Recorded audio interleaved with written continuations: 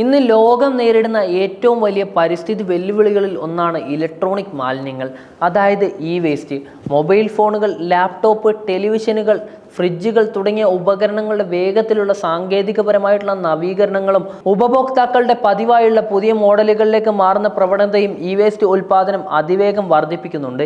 ഇന്ത്യയിലെ സാഹചര്യം നോക്കുകയാണെങ്കിൽ 2023 മാത്രം ഏകദേശം 5 മില്യൺ ടണ്ണ് ഇ വേസ്റ്റ് ഉൽപ്പാദിപ്പിച്ചതായി സർക്കാർ കണക്കുകൾ വ്യക്തമാക്കുന്നു. വരുന്ന 5 വർഷത്തിനുള്ളിൽ ഇത് 30 മുതൽ 40% വരെ വർദ്ധിക്കുമെന്നാണ് വിദഗ്ധർ വിലയിരുത്തുന്നത്. ഇത്തരം വേഗത്തിൽ വളരുന്ന ഒരു മേഖലയിൽ നിന്നാണ് ഇപ്പോൾ നിരവധി സംരംഭകർക്ക് വൻ ബിസിനസ് അവസരങ്ങൾ തുറന്നു കിടക്കുന്നത്. പരിസ്ഥിതി സംരക്ഷണത്തിനും സാമ്പത്തിക ലാഭത്തിനും ഒരുപോലെ വഴിതെളിക്കുകയാണ് ഇ വേസ്റ്റ് മാനേജ്മെന്റ്.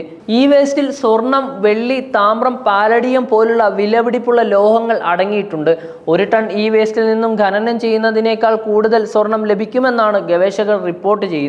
അതായത് പഴയ സർക്യൂട്ട് ബോർഡുകൾ, കേബിളുകൾ, മോണിറ്ററുകൾ, ബാറ്ററികൾ തുടങ്ങിയവയിൽ നിന്ന് വിലയേറിയ ഘടകങ്ങൾ വേർതിരിച്ച് വിപണിയിൽ വിൽക്കുന്നത് വഴി വരുമാനം ഉണ്ടാക്കാൻ കഴിയും. കൂടാതെ പ്ലാസ്റ്റിക്, ഗ്ലാസ്, അലൂമിനിയം എന്നിവയും പുനരുപയോഗത്തിന് തയ്യാറാക്കാം. ഇതുവഴി ഖനനം, ഉൽപാദനം എന്നിവയിൽ നിന്നുള്ള കാർബൺ ഉത്സർജനം കുറയ്ക്കാനും പ്രകൃതി വിഭവങ്ങളുടെ അമിതമായ ചൂഷണം തടയാനും കഴിയും.